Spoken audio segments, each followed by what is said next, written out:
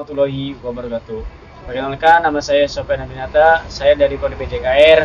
Saya semester 3 dengan NPM B1C116019. Di sini saya akan mempresentasikan mata kuliah Ilmu Sosial Budaya Dasar, di mana akan membahas materi tentang kelompok-kelompok yang termasuk dalam Ilmu Sosial Budaya Dasar. Di dalam Ilmu Sosial Budaya Dasar ini dibagi 3 kelompok. Yang pertama, kelompok ilmu alamiah, yang kedua kelompok ilmu sosial, dan yang ketiga kelompok pengetahuan budaya.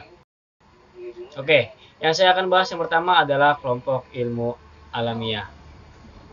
Kelompok ilmu alamiah tujuannya yaitu untuk mengetahui keteraturan-keteraturan yang terdapat dalam alam semesta.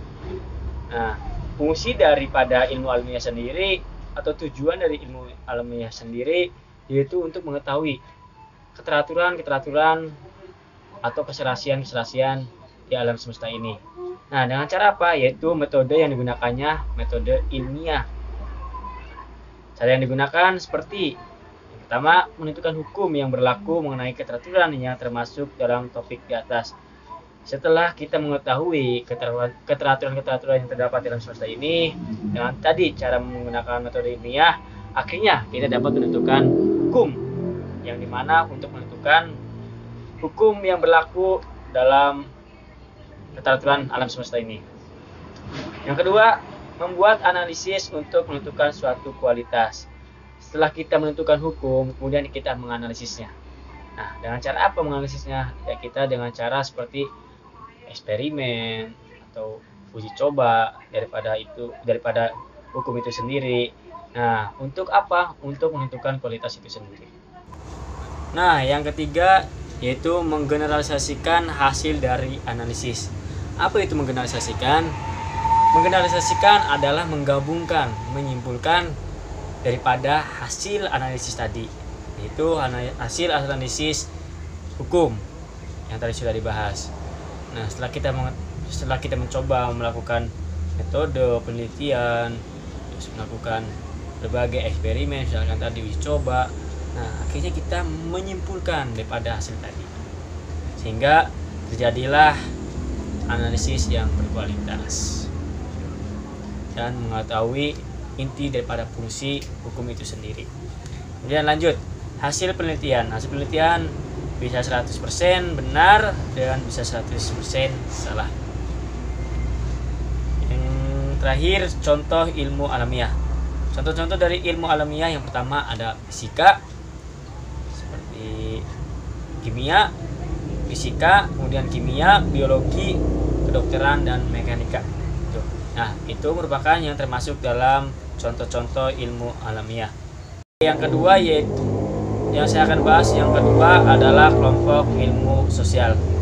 Tujuannya daripada kelompok ilmu sosial itu sendiri yaitu untuk mengkaji keteraturan-keteraturan yang terdapat dalam hubungan antar manusia. Nah, fungsi daripada kelompok ilmu sosial ini yaitu mengkaji keteraturan-keteraturan.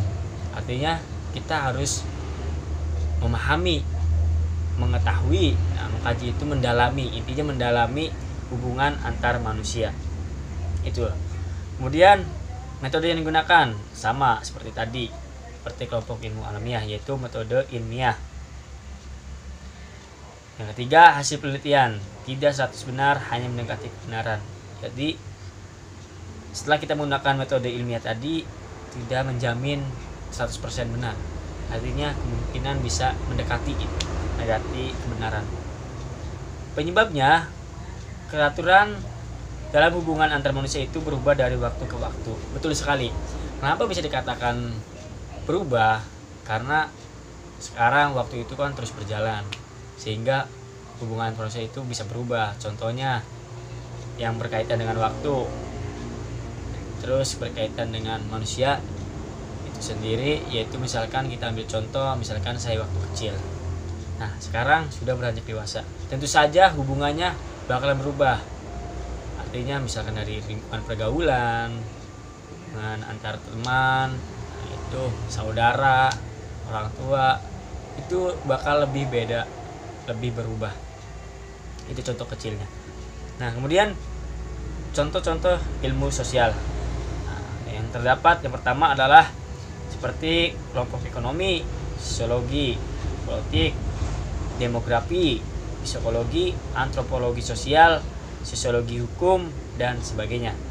Pokoknya yang menaungi kelompok ilmu sosial itu banyak sekali ya, contoh-contohnya. Kemudian lanjut, yang ketiga, kelompok pengetahuan budaya.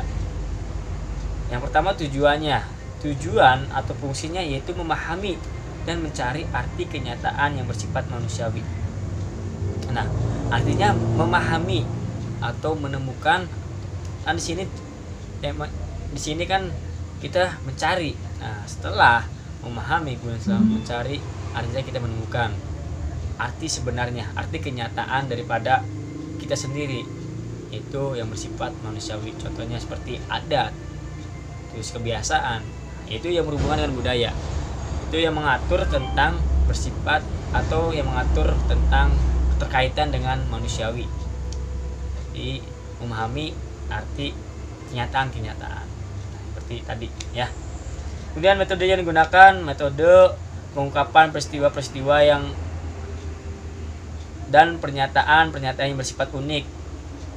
Jadi metode yang digunakan adalah pengungkapan peristiwa dan pernyataan-pernyataan yang bersifat unik. Contohnya seperti ini. Misalkan di dalam budaya itu tidak lepas yang namanya peristiwa. Misalkan peristiwa sejarah. Nah, itu sudah dikatakan termasuk dalam budaya. Kemudian bersifat unik. Ya betul sekali, karena unik itu tidak cukup sekali. Sejarah itu kan penuh dengan momentum, penuh dengan kenangan, dan intinya bersifat unik, terus berulang. Sejarah itu terus berulang. Jadi pengungkapan peristiwa itu mungkin yang bisa dikatakan sebagai pengungkapan peristiwa yang termasuk dalam ilmu sosial budaya atau ilmu pengetahuan budaya. Contohnya tadi sejarah ya. Kemudian sumber dari metode yang digunakan, tulisan-tulisan yang ada di internet maupun di kenyataan. Nah, bisa jadi itu ya. Jadi pengetahuan budaya itu banyak sekali. Yang namanya pengetahuan. Sumbernya dari manapun kita bisa dapati.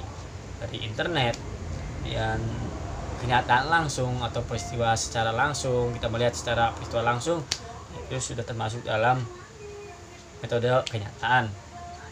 Kemudian keterangan. Metode ini tidak ada sangkut pautnya dengan metode ilmiah, hanya mungkin ada pengaruh dari metode ilmiah. Itu mungkin cukup yang saya bahas. Mohon maaf bila ada kesalahan dari tutur kata maupun dari segi penyampaiannya. Saya akhiri dan saya ucapkan terima kasih. Assalamualaikum warahmatullahi wabarakatuh.